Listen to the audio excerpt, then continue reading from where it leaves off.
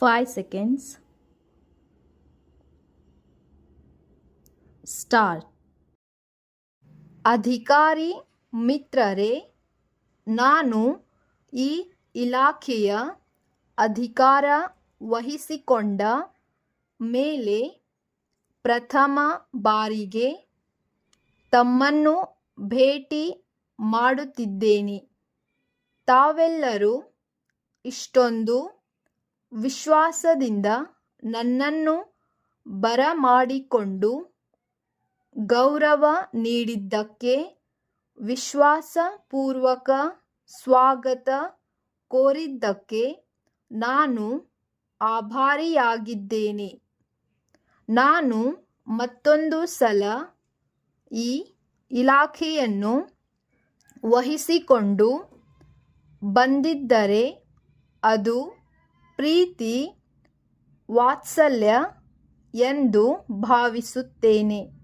ನಾನು ಮತ್ತೆ ನಮ್ಮ ಮನೆಗೆ ಬಂದು ನಿಮ್ಮೆಲ್ಲರನ್ನು ಕಂಡು ಸೌಹಾರ್ದತೆಯಿಂದ ಒಟ್ಟುಗೂಡಿ ಕೆಲಸ ಮಾಡುವ ಅವಕಾಶ ಸಿಕ್ಕಿದ್ದು ನನ್ನ ಸುದೈವ ಎಂದು ಭಾವಿಸಿದ್ದೇನೆ. ರಾಜ್ಯದಲ್ಲಿ ಚುನಾವಣೆ ಹತ್ತಿರ ಬರುತ್ತಿರುವ ಈ ಸಮಯದಲ್ಲಿ ಗಂಭೀರ ವಾತಾವರಣದಲ್ಲಿ ಇಂತಹ ಸೂಕ್ಷ್ಮವಾದ ಇಲಾಖೆಯನ್ನು ಮಾನ್ಯ ಮುಖ್ಯಮಂತ್ರಿಗಳು ನನಗೆ ವಹಿಸಿಕೊಟ್ಟಿದ್ದಾರೆ. ಇದನ್ನು ನೋಡಿದರೆ ಅವರು ನನ್ನ ಮೇಲೆ ಇಟ್ಟಿರುವ ವಿಶ್ವಾಸ ಹಾಗೂ ನನ್ನ ಜವಾಬ್ದಾರಿ ಕಾರ್ಯದ ಮೇಲೆ ಅವರಿಗೆ ನನ್ನ ಮೇಲೆ ಇರುವ ನಂಬಿಕೆಯೆಂದು ನಾನು ಭಾವಿಸಿಕೊಂಡಿದ್ದೇನೆ. ಈ ನಂಬಿಕೆಗೆ ಅರ್ಹನಾಗಿ ಪ್ರಾಮಾಣಿಕವಾಗಿ ನಿಷ್ಠೆಯಿಂದ ಕ್ರಿಯಾಶೀಲನಾಗಿ ಕರ್ತವ್ಯ ನಿರ್ವಹಣೆ ಮಾಡಬೇಕಾದರೆ ನಿಮ್ಮೆಲ್ಲರ ಸಂಪೂರ್ಣ ಸಹಕಾರ ನನಗೆ ಸಿಗುತ್ತದೆ ಎಂದು ನಾನು ನಂಬಿದ್ದೇನೆ. ಸರ್ಕಾರದ ಯಾವುದೇ ಯೋಜನೆಗಳು, ಕಾರ್ಯಕ್ರಮಗಳು ಜನರಿಗೆ ಸುಲಭವಾಗಿ ತಲುಪಬೇಕಾದರೆ ಈ ಯೋಜನೆಗಳ ಕಾರ್ಯಕ್ರಮಗಳ ಪ್ರಯೋಜನಗಳು ಸಾರ್ವಜನಿಕರಿಗೆ, ಅದರಲ್ಲಿಯೂ ಮುಖ್ಯವಾಗಿ ಸಾಮಾನ್ಯ ಜನರಿಗೆ ಅಂದರೆ ಬಡವರು, ಹರಿಜನ ಗಿರಿಜನರು, ಹಿಂದುಳಿದ ವರ್ಗದವರಿಗೆ ತಲುಪಬೇಕಾದರೆ ನಿಮ್ಮ ಪಾತ್ರ ಮಹತ್ವದ್ದಾಗಿರುತ್ತದೆ ಎಂದು ನಾನು ಭಾವಿಸುತ್ತೇನೆ. ಸಾಮಾನ್ಯ ಜನರ ಮನಸ್ಸಿನಲ್ಲಿ ಸರ್ಕಾರ ಜನರ ಪರವಾಗಿ ಕೆಲಸ ಮಾಡುತ್ತಿದೆ ಎಂದು ತಿಳಿಯಬೇಕಾದರೆ ಅದು ನಿಮ್ಮ ಮತ್ತು ಉತ್ತಮ ಕಾರ್ಯನಿರ್ವಹಣೆಯಿಂದ ಮಾತ್ರ ಸಾಧ್ಯ ಎಂದು ನಾನು ತಿಳಿದುಕೊಂಡಿದ್ದೇನೆ. ಯೋಜನೆಗಳು, ಕಾರ್ಯಕ್ರಮಗಳು ಯಾವುದೇ ಇರಬಹುದು, ಅಂದರೆ ನೀರಾವರಿ, ವಿದ್ಯುಚ್ಛಕ್ತಿ, ನೀರಿನ ಸೌಕರ್ಯ, ಗ್ರಾಮೀಣ ಪ್ರದೇಶಗಳಿಗೆ ರಸ್ತೆಗಳ ನಿರ್ಮಾಣ, ಶಾಲಾ ಕೊಠಡಿಗಳ ನಿರ್ಮಾಣ, ಉಪಾಧ್ಯಾಯರ ನೇಮಕ, ಬಡವರಿಗೆ, ಅಲ್ಪಸಂಖ್ಯಾತರಿಗೆ, ಹಿಂದುಳಿದವರಿಗೆ ರಕ್ಷಣೆ, ಶಾಂತಿ, ಸಮಾಧಾನಗಳ ವ್ಯವಸ್ಥೆ, ಹೀಗೆ ಹಲವಾರು ಕಾರ್ಯಕ್ರಮಗಳು ಸರ್ಕಾರದ ಮುಂದೆ ಇರುತ್ತವೆ. ಇವುಗಳ ಫಲ ಜನಸಾಮಾನ್ಯರಿಗೆ ನಿಮ್ಮ ಮೂಲಕ ತಲುಪಬೇಕಾಗುತ್ತದೆ.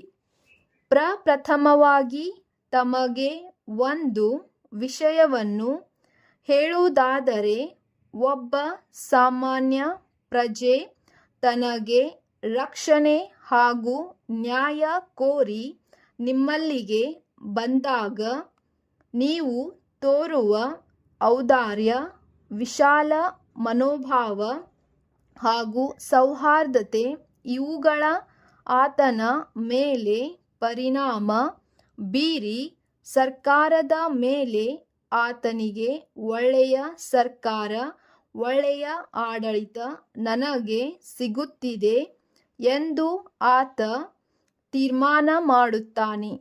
ಆದುದರಿಂದ ತಾವುಗಳು ರಕ್ಷಣೆ ಅಥವಾ ನ್ಯಾಯ ಕೋರಿ ಬರುವ ಸಾಮಾನ್ಯ ಜನರಿಗೆ ನೀವು ತೋರುವ ಕರುಣೆ ಮತ್ತು ಸಹಾನುಭೂತಿ ಸೌಜನ್ಯದಿಂದ ಕೂಡಿರಬೇಕೆಂದು ನಾನು ಹೇಳಬಯಸುತ್ತೇನೆ. ಅಧಿಕಾರದ ದರ್ಪ ಜನಸಾಮಾನ್ಯರ ಮೇಲೆ ಪ್ರಯೋಗಿಸಬಾರದು ಎಂಬುದು ನನ್ನ ಅಭಿಪ್ರಾಯ.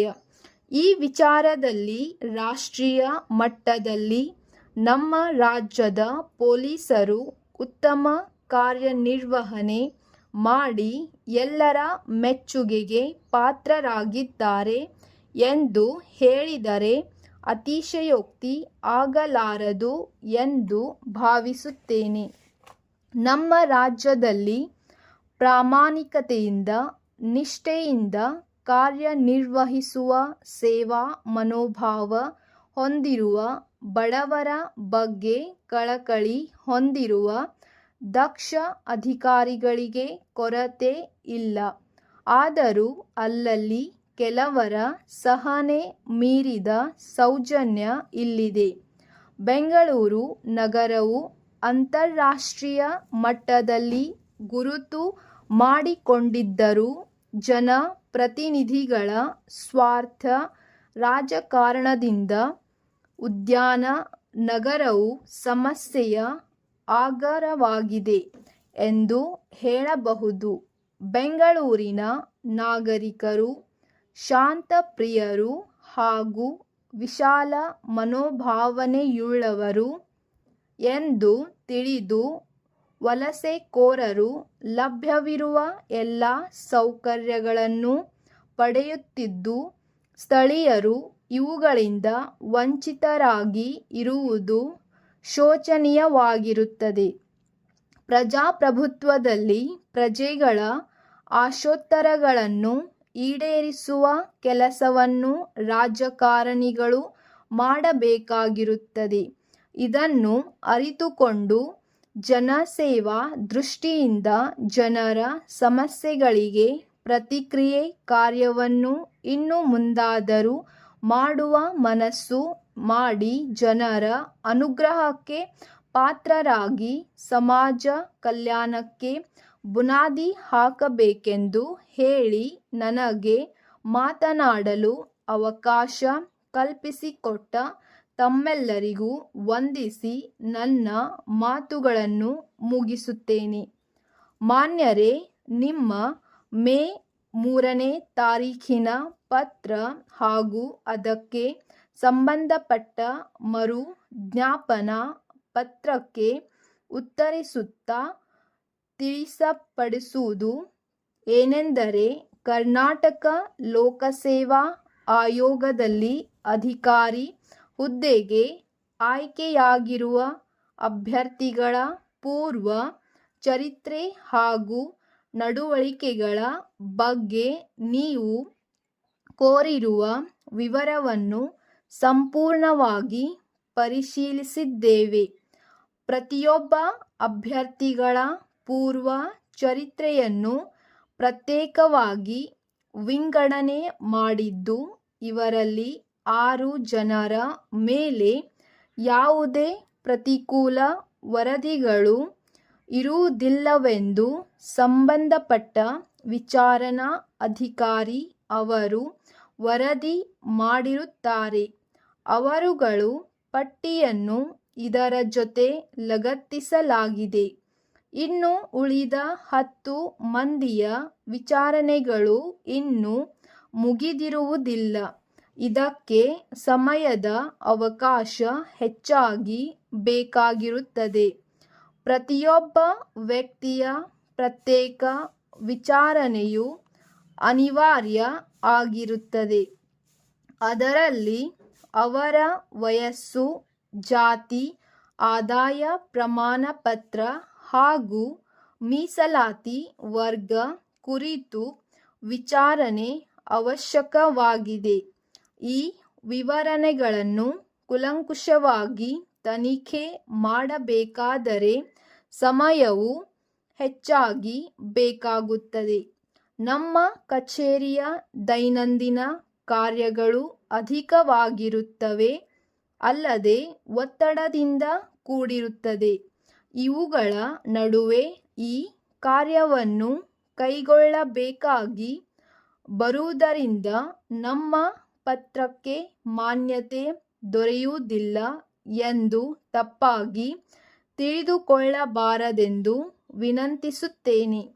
ತಮ್ಮ ಕೋರಿಕೆಯ ಮೇರೆಗೆ ಈ ವಿಚಾರವನ್ನು ಪ್ರಥಮ ಪ್ರಾಶಸ್ತ್ಯ ಎಂದು ಪರಿಗಣಿಸಿ ಅತಿ ಜರೂರಾಗಿ ಈ ಕೆಲಸವನ್ನು ಮುಗಿಸಿ ಪ್ರಗತಿಯ ಪರಿಶೀಲನಾ ವರದಿಯನ್ನು ತಮ್ಮ ಮಾಸಿಕ ಸಭೆಯಲ್ಲಿ ಮುಂದಿನ ಕ್ರಮ ತೆಗೆದುಕೊಳ್ಳಲು ನಮ್ಮ ವಿಶೇಷ ಅಧಿಕಾರಿ ಜೊತೆಯಲ್ಲಿ ಕಳುಹಿಸಿಕೊಡಲಾಗುವುದೆಂದು ತಮಗೆ ಭರವಸೆ ನೀಡಬಯಸುತ್ತೇನೆ.